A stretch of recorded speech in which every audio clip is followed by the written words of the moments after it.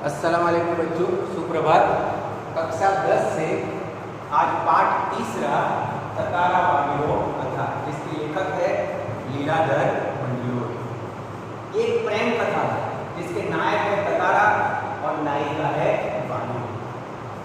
इस कहानी की पृष्ठभूमि है हमारे देश के श्रीलंकन दिशा में जितने दरिया में टापू हैं, अंडमान निकोबार, उनसे जुड़ी कथा लोक कथा है। लोक कथाओं का मतलब कि जो सदियों से पीढ़ी दर पीढ़ी चली आ रही है, कि उस पृष्ठभूमि से ध्यान में रखकर, उस संस्कृति को ध्यान में रखकर, उस कल्चर को ध्यान में रखकर जितनी कथाएं बनती हैं, लोगों के द्वारा बनी हुई है, लोगों के द्वारा कही गई, उसे लोक कथा है। लोक कथाएं में कितनी काल्पनिक बातें भी होती है, कई बार काल्पनिक पात्र भी होते हैं, पर फिर भी काल्पनिक पात्र, काल्पनिक बातें होने के बावजूद भी वो लोक कथाएं उस संस्कृति, उस कल्चर, उन जनजीवन, उन जातियों के साथ जुड़े हुए हैं। वो दिखाना चाहते हैं कि संस्कृति क्या है। तो ऐसी लोक कथा, ततारावामी लोक कथा यहाँ लेकर आपके सामने आया हूँ। तो पहले मैं आपको सिर्फ इस कथा को शॉर्ट में सुनाऊंगा पढ़कर। यहाँ पिक्चर भी है, आप थोड़ा थोड़ा समझेंगे, बाद में हम इसे विस्तार से चर्चा करेंगे।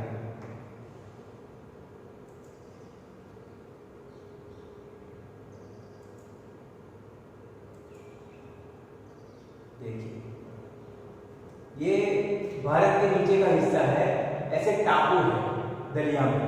यहाँ श्रीलंका आ गया, भारत के तमिलनाडु का छोर आ गया, फिर पानी में ऐसे अंडमान और निकोबार, ऐसे दो अलग अलग द्वीप समूह हैं, अलग अलग टापू है।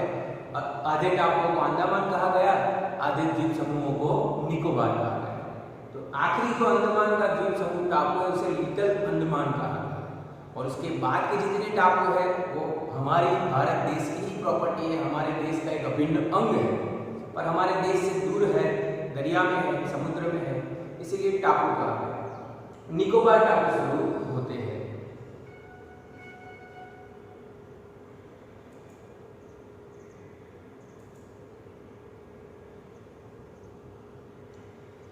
अब स्टोरी पर चलते हैं कि कहानी क्या है।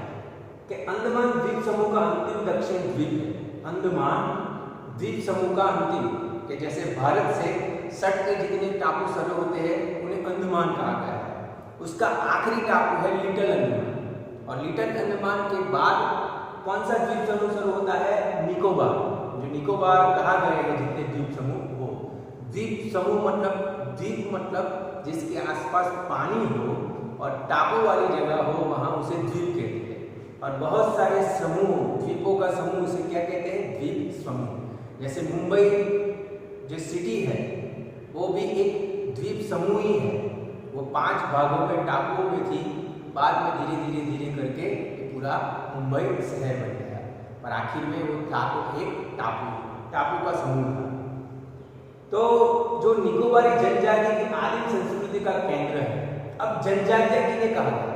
आप सामान्य तौर पर जनजाति मतलब आदिवासी संस्कृति, जो ऐसे कपड़े पहनती है, लोग नृत्य करती है, पर एक्चुअली जनजाति, जैसे भारत को खोजने के चक्कर में अमेरिका खोज लिया गया था, तो अमेरिका पर पहले रेड इंडियन जनजाति बसा करती थी, बाद में दूसरे लोग गए, संस्कृति विकसित हुई और आज का आधुनिक अमेरिका हमारे सामने है।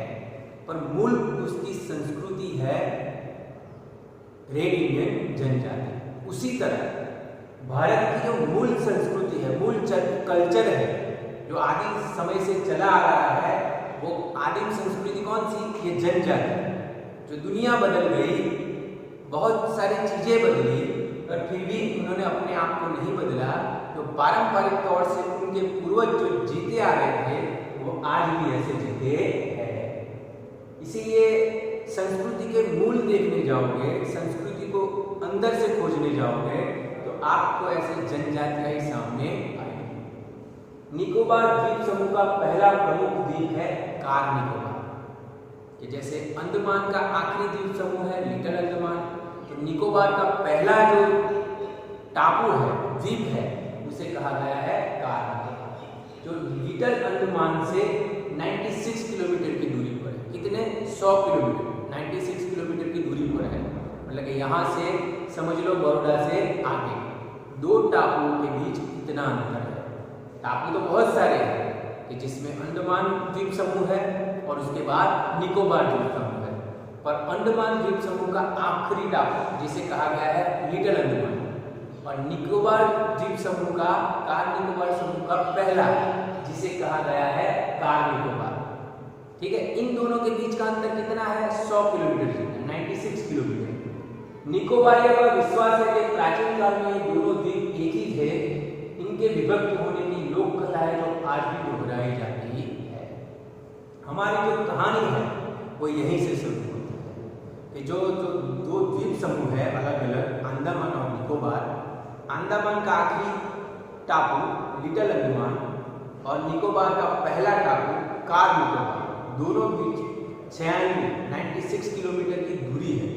पर आज भी ये लोग मानते हैं कि सालों पहले, सदियों पहले ये दो टापू एक थे, अंडमान निकोबार और कार निकोबार एक टापू थे। एक लोक कथा के अंतर्गत ये दो टापू के दो टुकड़े हो गए और आज अलग अलग विभाजित रूप में है। अब कहानी क्या है उस पर हम चलते हैं।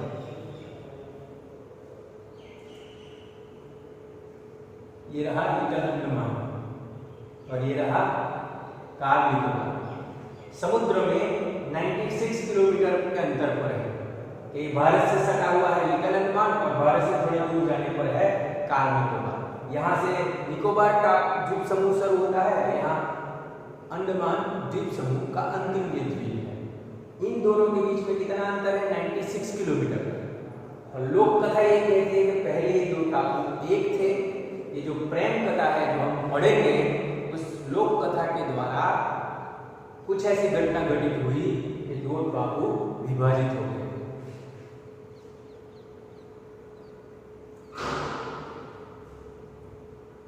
अब कहानी देखते हैं कि ये जो परंपरागत जो जनजातियां है जो पहनती है पोशाक, वो पोशाक दिखाई दे रहे हैं। मैं पढ़ता हूँ कि सदियों पूर्व जब लिटिल अंडमान और कार निकोबार आपस में जुड़े हुए थे, तब वहां एक सुंदर सा गांव था। पास में एक सुंदर और शक्तिशाली युवक रहा करता था जिसका नाम था ततारा। निकोबारी उसे बेहद प्रेम करते थे। ततारा एक नेक और मददगार व्यक्ति था। उस समय अंडमान और निकोबार एक ही टापू था, तब की बात करते हैं। सदैव दूसरों की सहायता के लिए तत्पर रहता, अपने गांव वालों को ही नहीं अपितु समूचे द्वीपवासियों की सेवा करना अपना परम कर्तव्य समझता था। जो निकोबार टापू पर एक ततारा नामक व्यक्ति, जो कैरेक्टर जो हमारा हीरो नायक है, वो रहता था। वो दूसरों की हमेशा मदद करता था। ये दूसरों की, अपने गांव वालों की मदद तो करता था, पर दूसरे गांव वाले उनकी भी वो मदद करता था। पूरे द्वीप समूह में वो बहुत हीरो की भूमिका रखता था, क्योंकि हमेशा दूसरों की मदद करना अपना कर्तव्य समझता था। इसके इस त्याग की वजह से वो बहुत चर्चित था, वो बहुत फेमस था। सभी उसका आदर करते थे, वक्त मुसीबत में उसे स्मरण करते थे और वह भागा भागा वहां पहुंचा था। जिसको भी जरूरत होती, ततारा उनकी मदद करने के लिए वहां तुरंत पहुंच जाता था।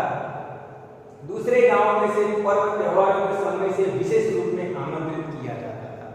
कि ततारा ऐसा सेवाभावी व्यक्ति था कि अपने गांव में तो वो चर्चित था ही, पर दूसरे द्वीप समूह के गांव में भी, दूसरे द्वीपों में भी, जो द्वीप पर गांव थे उसमें भी चर्चित था। वहां भी जो ऐसा कोई प्रोग्राम हो गांव के, तो वहां उसे त्योहारों पर, पर्व पर आमंत्रित किया जाता था।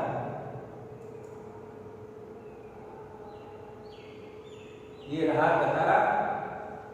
उसका व्यक्तित्व तो आकर्षक था ही, साथ ही आत्मीय स्वभाव की वजह से लोग उसके करीब रहना चाहते थे। उसका व्यक्तित्व, उसका दिखाव, मजबूत बांधा, वो तो आकर्षक था ही, पर उसका स्वभाव बहुत महत्वपूर्ण था। वो मददगार था, दूसरों की सेवा के लिए तत्पर रहता था, इसीलिए लोग उसके करीब रहना चाहते थे। पारंपरिक पोशाक के साथ वो अपनी कमर में सदैव एक लकड़ी की तलवार बांधे रहता था। वो कोई लोहे की तलवार नहीं रखता था। उसका उद्देश्य किसी को डराना, किसी को मारना, धमकाना नहीं था। पर फिर भी वो सदैव अपने पारंपरिक पोशाक के साथ एक लकड़ी की तलवार हमेशा अपने साथ रखता था। लोगों का मत था, लोग ये मानते थे कि लकड़ी की होने के बावजूद उस तलवार में अद्भुत शक्ति थी, देवी शक्ति थी। ततारा अपनी तलवार को कभी अलग न होने देता, उसका दूसरों के सामने उपयोग भी नहीं करता।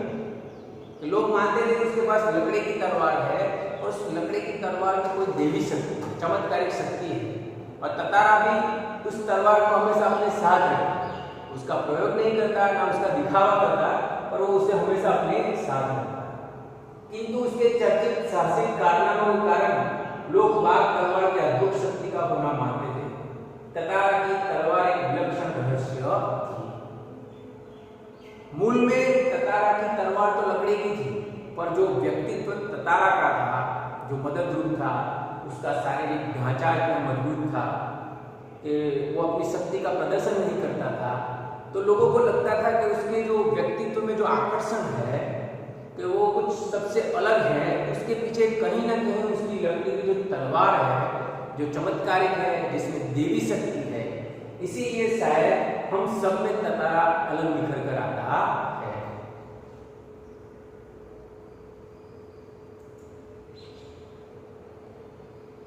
अब कहानी आगे चलती है कि ततारा एक द्वीप समूह में, एक गांव में रहता है और अचानक एक ऐसा प्रसंग होता है कि जब उसकी मुलाकात नायिका से होती है।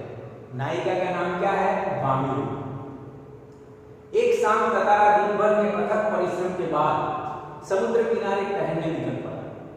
सूरज समुद्र से लगे क्षितिज तले डूबने को था। समुद्र से ठंडी बयारें आ रही थी। ठंडी बयारें आना, बयारें मतलब हवा आना। पक्षियों की सायंकालीन चहचहाहट सने सने क्षीण होने को थी। सायंकालीन, साय मतलब शाम, कालीन मतलब समय, शाम के समय क्षणे क्षणे क्षीण, पल पल धीमी होती जा रही थी। शाम होती थी तो पंछी भी चहचहाना धीरे धीरे धीरे बंद करते थे, अपने घोंसले में आराम करने चले जाते। इसीलिए कहा गया कि समुद्र में ठंडी बयारें आ रही थी, ठंडी हवा चल रही थी। पक्षियों की सायंकालीन, शाम की जो आवाजें थी, चहचहाहट, वो भी धीरे धीरे धीरे ठंडी होने लगी। ततारा का मन शांत था। विचारवंत ततारा समुद्री बालू पर बैठकर सूरज की अंतिम रंग बिरंगी किरणों को समुद्र पर निहारने लगा। ततारा का मन शांत था, वो समुद्र की बालू, बालू मतलब रेत पर बैठा हुआ बस ऐसे ही विचार में, और शाम का जो सूरज डूब रहा है तो पानी में जो कलर विभिन्नता आ रही है, उन किरणों को देख रहा है। तभी कहीं पास से उसे मधुर गीत गूंजता सुनाई देता है। गीत मानो बहता हुआ उसकी तरफ आ रहा। वो शांत मन से दरिया किनारे बैठा है, सूरज डूब रहा है, उसकी किरणों में अलग अलग रंग दिखाई देते हैं, तो वो उसी समय को एंजॉय कर रहा होता है। अचानक उसके कानों में एक मधुर गीत सुनाई देता है और उसे लगता है कि वो गीत उसे अपनी ओर खींच रहा है।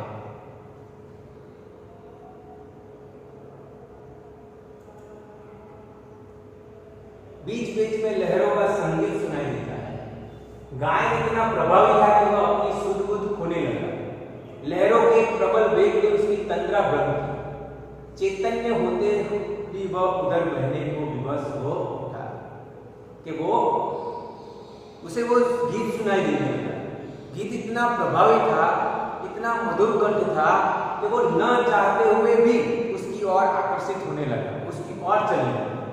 चैतन्य मतलब जागरूक अवस्था में होते हुए भी वह विवश हो उठा उधर और चल देने को। जिधर से अब भी वो गीत सुनाई दे रहा है, वो उधर चल दिया।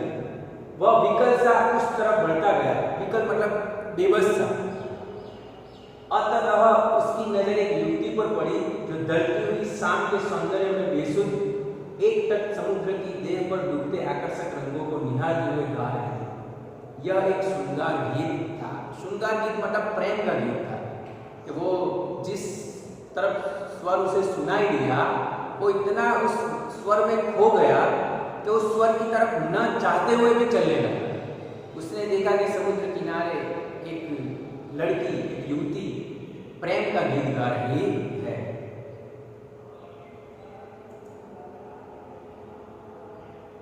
और ये गाने वाली है वामिरो नायिका। उसे ज्ञान ही न हो सका कि वो अजनबी युवक उसे निशब्द ताके जा रहा है। वामिरो अपनी ही धुन में गीत गा रही है प्रेम की। उसे पता ही नहीं है कि ततारा न चाहते हुए भी उसके मधुर गीत की तरफ आकर्षित होकर उसके पीछे खड़ा है और उसे निशब्द ताके जा रहा है। एकाएक ऊंची लहर उठी और उसे भिगो गई। अचानक एक लहर ऐसी आई कि वामिरो पूरी भीग गई और वो हड़बड़ाकर गाना भूल गई। एकदम से आई लहर से वो गाना रुक गई। इससे पहले कि वो सामान्य हो पाती, उसने अपने कानों में गूंजती गंभीर आकर्षक आवाज सुनी कि तुमने एकाएक इतना मधुर गाना अधूरा क्यों छोड़ दिया। कि जब वामिरो गा रही है उसे पता ही नहीं है कि पीछे एक युवक जिसका नाम ततारा है उसकी मधुर आवाज सुनकर वहां आकर्षित हो गया है और उसे सुन रहा है एकटक देकर। अचानक लहर आती है, वामिरो को भिगो जाती है। वामिरो हड़बड़ा के गाना भूल जाती है, अधूरा छोड़ देती है। अचानक उसे एक बहुत मजबूत आकर्षक आवाज गंभीर सुनाई देती है कि इतना मधुर गीत तुमने अधूरा क्यों छोड़ दिया। ततारा ने बहुत विनम्रता से कहा। अपने सामने एक सुंदर युवक को देखकर वह विस्मित हुई। उसके भीतर किसी कोमल भावना का संचार हुआ, किंतु अपने को संयत कर उसने बेरुखी से साथ जवाब दिया।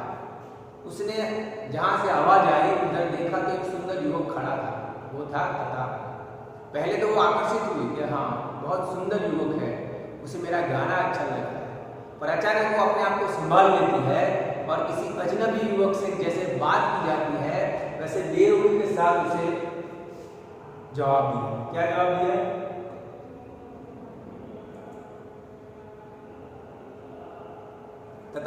वामिरो ततारा से कहती है कि पहले बताओ तुम कौन हो? इस तरह मुझे घूरने और इस असंगत प्रश्न का कारण। वामिरो कहती है कि पहले तो तुम कौन हो वो बताओ, और ऐसे ही असंगत कि मैं गीत कोई तुम्हारे लिए नहीं गा रही थी कि मैंने रुक गई तो तुम मुझे पूछ सकते हो। और अचानक से कहां से प्रकट हो गए? अपने गांव के अलावा किसी और गांव के युवक के प्रश्नों का उत्तर देने में बाध्य नहीं। ये कौन सी जनजातियां थी? उस समय की जनजातियां थी बहुत छोटे छोटे रिवाजों में बंधी हुई कि एक गांव के लड़के की शादी दूसरे गांव में नहीं हो सकती, एक गांव के लड़के की शादी दूसरे गांव की लड़की के साथ नहीं हो सकती। जो जनजातियां थी अपने ही नियमों में जीती है। इसीलिए वामिरो अपने गांव के नियम बताते हुए कहती है कि मैं अपने गांव के सिवा किसी अन्य युवक को प्रश्न का उत्तर देने के लिए बाध्य नहीं हूं। तुम कौन हो और मुझे क्यों प्रश्न कर रहे हो? यह तुम भी जानते हो। वामिरो कहते कि तुम भी जानते हो हमारी जनजाति के क्या नियम है कि दूसरे गांव के किसी युवक को किसी अन्य गांव की युवती से प्रश्न करना और उसका उत्तर देना शोभायमान नहीं है। ततारा मानो सुध-बुध खोए हुए था। जवाब देने के स्थान पर उसने पुनः अपना प्रश्न दोहराया, तुमने ज्ञाना क्यों रोक दिया? गाओ, गीत पूरा करो। सचमुच तुमने बहुत सुरीला कंठ पाया है। वो वामिरो की बातें नहीं सुन रहा है, उसे बस उसका पूरा ध्यान वामिरो द्वारा गाए गीत में है और उसे अधूरा छोड़ देने पर है। कि वामिरो कहती है कि तुम कौन हो, कहां से आए हो और मुझे प्रश्न क्यों करते हो और अचानक से ऐसे कैसे प्रकट हो गए। पर वो किसी बात का ध्यान न देते हुए वो अपनी बात दोहराता है कि तुम बहुत सुंदर गाती हो, तुमने बहुत मधुर गाया है, तुमने गाना अधूरा क्यों छोड़ दिया? तो वामिरो कहती है यह तो मेरे प्रश्न का उत्तर न हुआ। सच बताओ तुम कौन हो? लपाती गांव में तुम्हें कभी देखा नहीं। लपाती गांव मतलब उस नायिका का गांव। किसका गांव? नायिका का, वामिरो का गांव। और लपाती गांव का तो था ही नहीं, वो तो अपने आप खींचा चला रहा था जो गीत के मधुर स्वरों में। तो कहते कि तुम मेरे गांव के हो नहीं लपाती के, तुम कौन हो आखिर?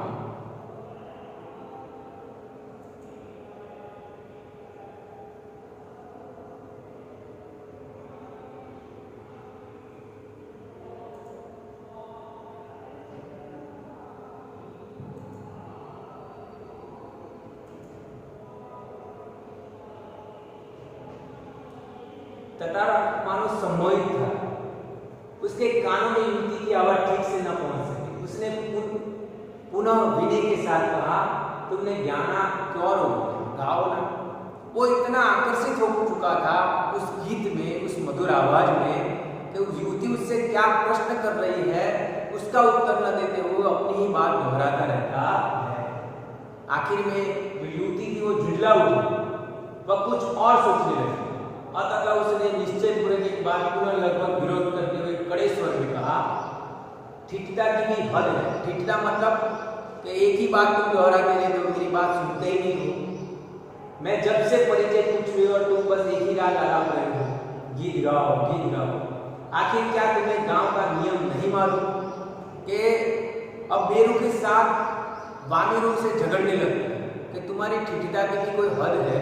मैं तुम्हें तुम्हारा गांव का नाम पूछ रही हूँ, तुम्हारा परिचय मांग रही हूँ और तुम एक ही बात पर अड़े हुए हो कि गीत पूरा करो, गीत पूरा करो, गीत गाओ। तुम्हारी ठिठता की कोई हद नहीं है।